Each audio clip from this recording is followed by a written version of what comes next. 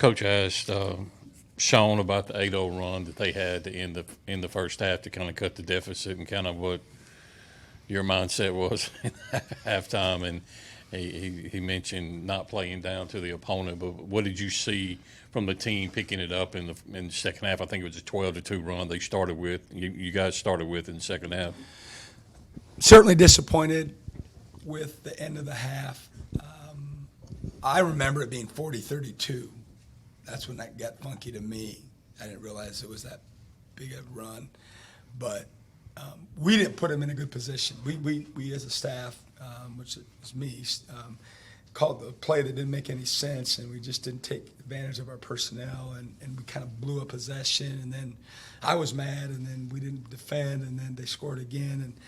And then we, played the 2-for-1 game there at the end of the half, and I think it was Kanye got almost to the rim and missed a short one, and then they scored again. So, we had got the game kind of where we wanted it there at the end of the first half. We just didn't finish it very well. And you didn't ask me about it, but the start of the game, we've been getting out of the gate so strong, and so we didn't tonight. But it was good because, it was kind of struggle there. It was pretty close, and then boom, we kind of got a little bit of a separation, and then we didn't end the half very well. So at halftime, we talked about, reestablishing ourselves, and, since we didn't get out to a great start and trying to, get the game going in the direction we did. So we did that. I was glad that we did that. But the first play of the game, like at least two, if not all three, I know two, we turned people over right away, and we got Hub and Mook on a 2-on-1, and we get nothing. We got nothing out of it, and it was kind of a bad omen, I thought, for the rest of the night, because I think the crowd would have got into it a little bit more. Our juices would have been flowing, and who knows how that first few minutes unfolds if we do that. Yeah, I know this was obviously far from your best game, but what does it say about the group and the makeup of the team you have that you can, have so many areas to improve and still win by 20+? Yeah, I'm glad we won. We just didn't shoot the ball as well as we've had, and and that's going to happen, right? It's going to happen, even though, it's been fun the first two games to move the scoreboard like we have, and play as well as we've had, and now tonight we certainly did it, and certainly their staff and their players deserve credit. We felt like they were arguably the best team we had played thus far going into the game. I thought they pressed us a little bit more, and then they end up not. But it's a good sign. Certainly we're going to find out a lot more about our team in the next 2 weeks, having to play away from the friendly confines our next 5 games, and then with the level of competition we're about to play, we're going to find out who we are. Especially in the second half, RJ, it seemed, really gave you a lift defensively, especially on the perimeter, and what he was able to do, kind of disrupt some passes and get in the guards' faces. Do you feel like he can kind of bring that routinely for you defensively, that maybe what you've been missing with DJ out there? Could he be that kind of defender for you on the perimeter? I would love for that to happen. I've been encouraging for him to dig in a little bit more and be more cognizant of that end of the floor. Obviously, everybody can see his beautiful stroke and his length and his pace out there. He's pretty under control, but we've been encouraging him to be more aggressive defensively, to use his length, to not be afraid to be physical on the defensive end. And like you said, he was tonight in the second half. He got on the floor. He got his hands on some loose balls. And I know DJ won't see this, but I'm by no means ready to compare him to DJ Jeffries defensively or the rebounder that he was, but I'd love for him to get to that point, but he's got a long way to go to get there. We'll go to Jacob and then to Sam to Coach's right, and then back to Danny P in the second row. Coach, what did you think of Michael's performance tonight, and where would you like to see him grow going forward? Again, our fives are a work in progress. None of them really stuffed the stat sheet tonight, and they could argue they didn't get a ton of minutes either, so it's hard to stuff the stat sheet when you're not out on the floor. But they got to get better. They got to get better. Mike made some shots around the basket. He got 3 defensive rebounds in 10 minutes of play, which is really, really good. He just got to find his groove on what we need him to do to help our team. That's the thing with these guys. They got to find ways to move the scoreboard in the right direction, to be productive without necessarily having to score the ball all the time. And we're working with them every day, and with the teams we're going to play, coming up, we're going to find out where they're at. In the first half, you put on, or kind of midway through, you put on the full court press for a few minutes, and it generated a few turnovers. And then I think you did a little bit briefly also in the second half. Was that something you noticed in scouting report? That's something you could take advantage of, or was it more just kind of trying to find a spark at that point in the game? Yeah, it's something we utilize, different times. It's always been with us. We've done it since we've arrived, and I've been doing that a long time. And it's more of a feel thing. It's really nothing that we saw on the report, but we just want to change it up. The game wasn't the pace that we wanted it to. We're obviously trying to play a little faster on the offensive end this year than we've had in the past, and maybe not have to guard, quite as long in the half court. I don't know how. We got at least two, if I'm not mistaken, 2 10-second calls, 3, excuse me, and a fourth that was close. And, we got, I think, either another couple turnovers for us. So it was good to just change the tempo and try to change the mood of the game. Coach, you were leading 60-52 at one point in the second half. Then Josh hits a little 4-point spurt, go up by 12. He also has that 4-point play in the first half.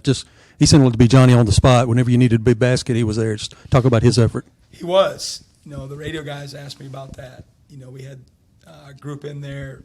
We were up probably one of our bigger leads, and we had Delquan in there. And I put him in a tough spot. Think about it. He's obviously been one of the best players for his AU teams in his high schools.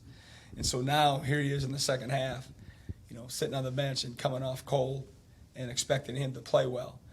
And, I wanted to see how he'd react and see how he'd play. And, we're all going to learn and grow from it. If the game would have been a little bit closer, I would have subbed earlier and got some regular guys back out there. But we need to learn and grow. And I did it with Jeremy Famina in the first half as well. And when you have the opportunity to do that in these games, I think you got to take advantage of it. And we're not disrespecting our opponent, but the score is what it is. And, we've got to get some guys some experience and see where we're at. But Josh, once we subbed, I think Kanye and Josh went back in there together. And like you said, he hit a couple baskets to kind of get us a little more comfortable there. We'll go to Brian's second row, and then we'll come back down to the front. 3 games, 3 different starting lineups for you thus far. How far in the season do you feel like you can go before you feel like you have to start determining who your 5 are, or can you just play the whole way through and just change it up based on matchups? It's a great question. I'm not sure I'm there yet. Fortunately, we got some time to think about it. I had told the team prior to the first game that this was going to happen, that we're going to switch it up for who knows how long, but at least the first 3. And, we're going to have a lot of discussions about it as a staff. But I don't know. I don't know what's best yet. But we got to – we don't have to figure it out. Like, I know starting is important to some kids, but at the end of the day, once the ball's tipped, everybody comes off the bench. Once the 5 starters are done, they're coming off, and then everybody has to understand how to come off the bench because everybody does other than the first run that the 5 guys get when the ball is tipped. So that's something we talk about with our team all the time. We'll go front row left and Paul. Just 3 games in, obviously a work in progress on offense and defense, but you held a team under 60 points, a team that's a pretty good perimeter shooting team. I know they made a few threes, but where would you kind of gauge your defensive effort in these first 3 games? I like where we're at. If you're really paying attention, it's a little bit different of a scheme than last year because of our personnel. We're more hyper-focused on turning the ball over and trapping the ball a little bit more than we've had in the past. And with our personnel, I feel like, that's going to be a big part of who we are. We've got to turn the other team over to make up for some deficiencies that we have when the ball is shot with some lack of size and defensive rebounding that we've been accustomed to the last couple of years. So I feel pretty good. We were better on the defensive glass tonight than we were the last game, which was a good sign. And they had a little bit of size out there tonight. Maybe previous to at least the first game anyway. But offensively, obviously, if you had asked me that before the game, I'd have said we're in great shape, but the ball didn't go through the hole tonight. And in the end, I'm going to be happy that it didn't and that we still stuck together and found ways to win because, as we all know, the games aren't going to be as lopsided as they were the first couple couple games. Time for a few more, Robbie, than Benjamin here in the front left. Bouncing off the lineup question, and like you said, I mean, it doesn't really matter, I guess, whether you start or not. But what are you specifically looking for out of your core, the guys that you're going to be relying on the most? I mean, what's kind of the specifics that you're looking for out of that group? Yeah, play to our personality all the time. Don't deviate. The guys that have been around, they know who we are, what we are, and then at the same time, push, pull, drag others along with them every single day. Continue to be the leaders that they have been, and just get everybody to understand how we need to play to win. And the early results are really good. The guys that should be talking in the huddles are. Our huddles have been tight. I feel like they've been tighter this year than maybe in years past, which I like to see that. But these guys that have been around with Hub and Cam Matthews and Sean Jones and Keyshawn Murphy, those guys, they understand. They've been there, done that. They've won games away from the hump. They've won games in the non-league. They've won games in the SEC, and certainly we've got a long way to go. But I just hope that they continue to talk behind the scenes and even in the games about staying the course with what we're trying to do. Strong night on both ends of the floor for Kanye Clary. What did you see out of him, and how's he continuing to progress and learn in your system? He's fast, ain't he? I mean, he is fast with that ball, and he's downhill, and he's strong, and he can create for himself and create for others. Some of the nights, like tonight, only had 2 assists, but if the ball goes in on some of the passes he makes, he probably has 6 or 7, and so I got to make sure he doesn't get frustrated by that. He's still got to make those plays, for us to be really, really good. But he's a spark plug, and defensively, he keeps getting better. I wouldn't probably have called him a defensive guy before he arrived, but he has jumped into that and understood that for him to, get the minutes he wants to play, he's going to have to play both ends, and the results are so far so good. Sean, the line, they ended the first half on an 8-0 run and kind of cut the deficit. What was kind of said in the locker room and Coach Jans have to say about that? Just we playing to our opponent's level, basically. Like keep hooping, play harder. We not being grimy. We got to get back to being grimy, getting steals, get on the floor, and making the game messy for the other team. Sean, you had a huge stretch there in the second half. I think you had 6 straight points. You had that big block and got down and drew the foul there. I mean, what did you think of that stretch and what you were able to do on both sides of the ball to give your team a lift? I just had to bring energy. I felt like we wasn't playing hard enough how we supposed to play and we were supposed to be just killing. And I feel like when I came out there, I just had to bring that nastiness, get defense involved, some energy, so we can all play together. We'll go second row to Danny P to the players left, and then we'll come down to the front row to the right with Sam. Josh, it just seemed like every time your team needed a basket, you were there to provide it. Just talk about your game tonight. Man, they played great defense in the first half. Credit to them. They applied pressure early on all of us, and so we just adjusted to that. And when I just reacted to what the defense gave me, and I think we all did a good job of that. Josh, Kanye Clary, when you look down at the stat sheet, his numbers don't really jump off the page tonight or maybe the last couple of games, but tonight in the second half, he made some pretty big plays. I think that helped you gain some separation. I guess, what have you just seen in these first few games playing alongside of him that maybe also isn't even showing up on the score sheet like that? Yeah, especially tonight, like you said, he definitely gave us a spark when we needed it. He's a huge player to our team. He's gonna definitely be a breakout player, like you said. But we all believe in him, and we're just grateful to have him on our team. We'll go front row middle to Robbie, then we'll go front row right to Jacob on the end. Josh, we've seen y'all have 3 different lineups in 3 games, and y'all have played with a lot of different guys, been pretty deep so far. I mean, I know you guys want to kind of hone in on a particular group probably, week in and week out, but how exciting is it for you to see so many options for y'all, whether it be offensively, defensively, whatever y'all do? Yeah, that's just the special team we have, when we look at our depth and, anybody can play anywhere.